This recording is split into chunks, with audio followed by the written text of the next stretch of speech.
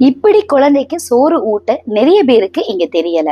என் ஓபிக்கு வர நிறைய மதர்ஸ் சொல்ற கம்ப்ளைண்ட்டே, என் குழந்தை சாப்பிடவே மாட்டாங்க, எந்த ஃபுட்டு கொடுத்தாலும் துப்பி துப்பி விட்டுறாங்க அப்படின்னு சொல்லிட்டு.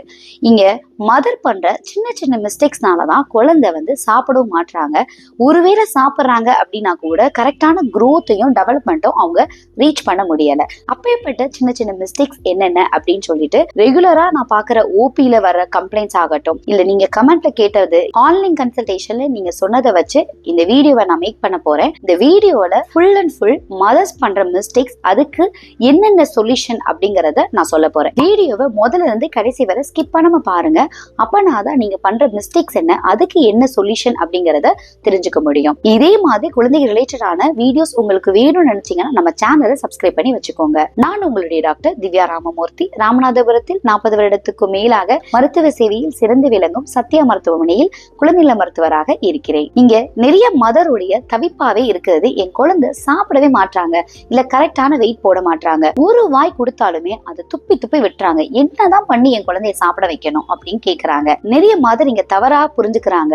குழந்தைக்கு நிறைய சாப்பாடு வாய் ஃபுல்லா கொடுத்துட்டே இருக்கோம் அப்படின்னா சாப்பிடுவாங்க போல, இல்ல படுக்க வச்சு ஊட்டணும் போல, இல்ல 2 வயசு வரைக்குமே மிக்சியில அரைச்சு கொடுக்கறது, இந்த மாதிரி சின்ன சின்ன மிஸ்டேக்ஸா தான் இருக்கும். ஆனா அதனாலதான் குழந்தையோட வெயிட் கெயின் இருக்காது, குழந்தையோட டெவலப்மெண்ட்டுமே அஃபெக்ட் ஆகும். ஃபர்ஸ்ட் உங்க குழந்தை சாப்பிடணும் அப்படின்னா ரெகுலரான இன்டர்வல்ல நீங்க சாப்பாடை கொடுக்கணும். ஒரு வயதுக்கு மேல ஒரு குழந்தை இருக்காங்க அப்படின்னா தாராளமா 3 வேளை சாப்பாடு, 2 வேளை ஸ்நாக் நீங்க கொடுக்கணும். கொடுக்கறது நீங்க அதிகமா கொடுக்கணும். நிறைய மதர் என்ன பண்ணுவாங்க அப்படின்னா, ஒரு பவுல் ரெடி பண்ணிட்டு அந்த பவுல் ஃபுல்லா பினிஷ் பண்ணிடணும் போல அப்படின்னு சொல்லிட்டு வாய் ஃபுல்லா திணிச்சு விட்டுருவாங்க. அது அவசியம் இல்ல. நம்ம பாடி கரெக்டான டயத்துக்கு தூங்குறது, கரெக்டான டயத்துக்கு சாப்பிடுறது அப்படிங்கிற நார்மல் மெக்கானிசம்க்கு அடாப்ட் ஆயிருந்திருக்கும். ஸோ சின்ன வயசுல இருந்தே அந்த அடாப்டேஷனை நம்ம கொண்டு வரணும். 3 வேளை சாப்பாடு பிக்ஸ்டு டைம்ல நீங்க கொடுக்கணும். உங்க குழந்தை ஒரு வேளை சாப்பிடல அப்படின்னா கூட நெக்ஸ்ட் மீல் நீங்க கரெக்டான டயத்துக்கு கொடுத்துருங்க. அதுவும் கொஞ்சம் கொஞ்சமா நீங்க கொடுக்கணும்.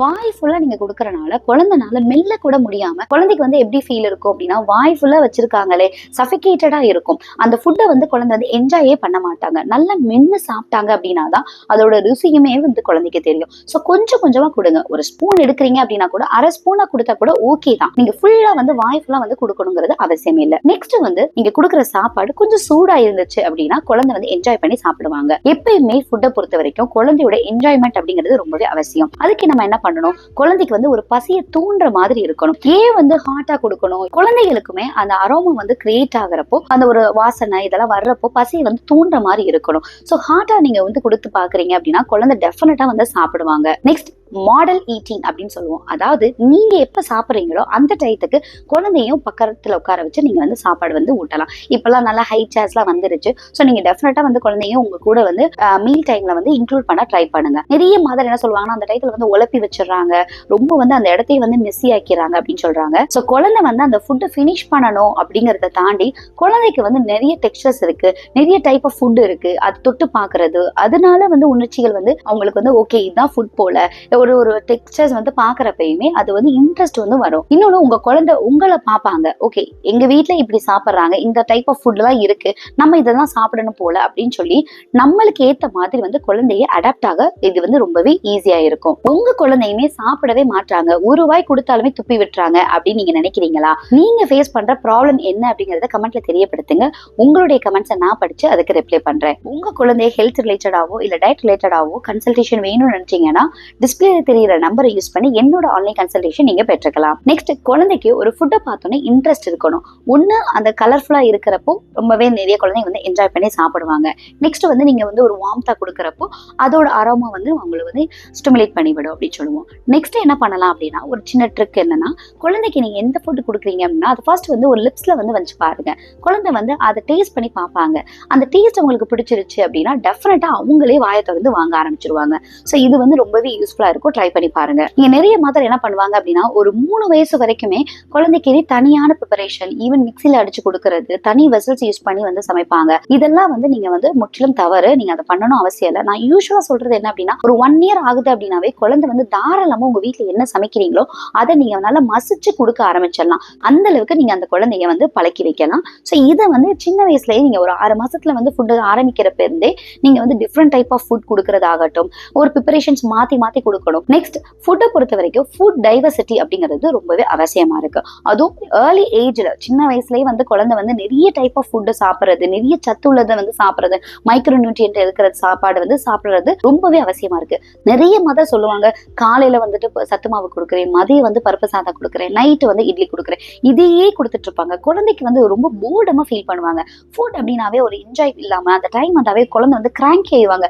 என்னடா இதே தான் கொடுக்க போறாங்க, அதே டேஸ்ட், அதே ஃபார்மேஷன் எல்லாமே அதே மாதிரி இருக்கிறப்ப குழந்தைக்கு ரொம்ப போர்டமா ஃபீல் பண்ணுவாங்க. ஸோ இதனாலே குழந்தைக்கு நாளடைவில் ஃபுட் அப்படின்னாவே அவர்ஷன் ஆக ஆரம்பிச்சிடும். ஸோ நீங்க என்ன பண்ணணும், டிஃப்ரெண்ட் டைப் ஆஃப் ஃபுட் நீங்க கொடுக்கணும். ஒரு பழம் கொடுக்குறீங்க அப்படின்னாலே ஒரே வாழைப்பழம் மட்டும் கொடுக்கறது, ஆப்பிள் மட்டுமே கொடுக்கறது, இல்ல காயா இருந்தா கேரட் மட்டுமே கொடுக்கறது, அதெல்லாம் அவாய்ட் பண்ணிட்டு எல்லா காய்களையுமே நீங்க கொடுக்கணும், எல்லா பழங்களையுமே நீங்க கொடுக்கணும். நெக்ஸ்ட் ஃபுட் டயத்துல குழந்தையோட மூட் அப்படிங்கிறது ரொம்பவே இம்பார்ட்டன்டா இருக்குங்க. நிறைய மாதிரி என்ன பண்றாங்க அப்படின்னா, குழந்தைய நல்லா குளிக்க வச்சுட்டு நல்ல சாப்பாடு ஊட்டி விட்டு தூங்க வச்சிடணும் போல அப்படின்னு சொல்லுவாங்க.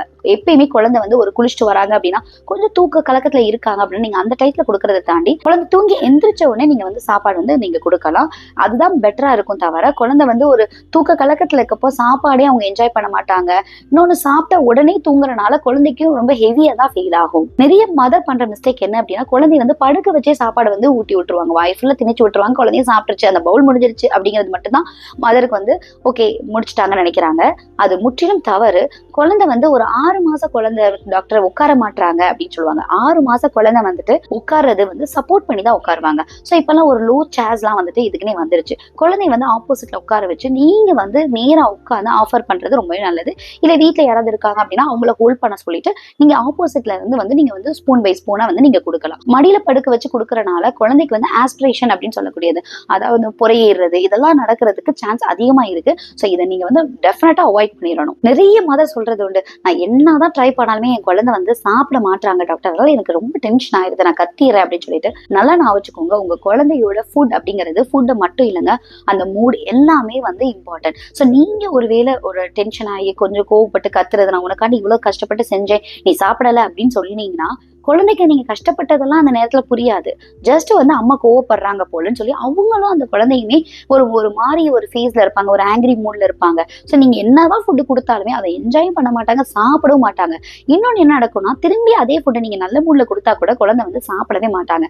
ஸோ குழந்தையுடைய மூட் அப்படிங்கிறது ஃபுட் டயத்துல ரொம்பவே அவசியமா இருக்கு. ஸோ நீங்க கொஞ்சம் கோவப்படாம ஓகே அப்படிங்கிறத அந்த ஹேண்டில் பண்ண கத்துக்குங்க. நிறைய மதர் பண்ற மிஸ்டேக் ஈவன் 1 இயர் வரைக்கும் கூட சிக்கன் அந்த மாதிரி கொடுக்காம நான்வெஜ் கொடுக்க மாட்டாங்க, வெறும் சூப் மட்டும் கொடுத்துட்டு இருக்கிறது.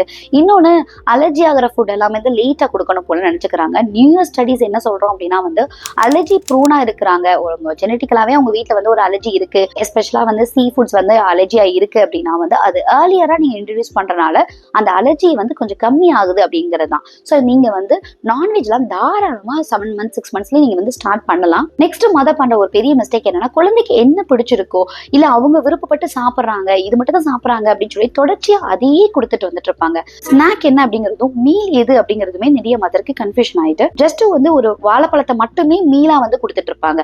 ஸோ அதுவுமே மிஸ்டேக் தாங்க. சாப்பாடு அப்படிங்கிறது ஒரு முற்றிலும் பேலன்ஸ் டயட்டா இருக்கணும். அதுல கார்போஹைட்ரேட் இருக்கணும், புரோட்டீன் இருக்கணும், நார்ச்சத்து கொஞ்சம் இருக்கணும். குழந்தைகளுக்கு குட் ஃபேட் அப்படிங்கிறது ரொம்பவே அவசியமா இருக்கும். ஸோ இது எல்லாமே சேர்ந்த ஒரு கலவையா தான் இருக்கணும். தவிர ஜஸ்ட் ஒரு வாழைப்பழம் மட்டும் ஒரு மீலுக்கு கொடுக்கறது முற்றிலும் தவறா இருக்கு. ஸோ தொடர்ச்சியா ஒரு ஃபுட்டை கொடுக்கறனால வெயிட் கெயின் அப்படிங்கறத எக்ஸ்பெக்ட் பண்ணவே முடியாது. நீங்களும் உங்க குழந்தைக்கு சத்துமாவே தொடர்ந்து கொடுத்துட்டு இருக்கீங்க, உங்க குழந்தை வெயிட்டே போட மாட்டேது, எதனால ஏன் தெரிஞ்சுக்கணும்னா நான் அதுக்குன்னே ஒரு வீடியோ போட்டிருக்கேன். வீடியோட லிங்க் ஃபர்ஸ்ட் கமெண்ட்ல இருக்கு, கிளிக் பண்ணி பாத்துக்கோங்க.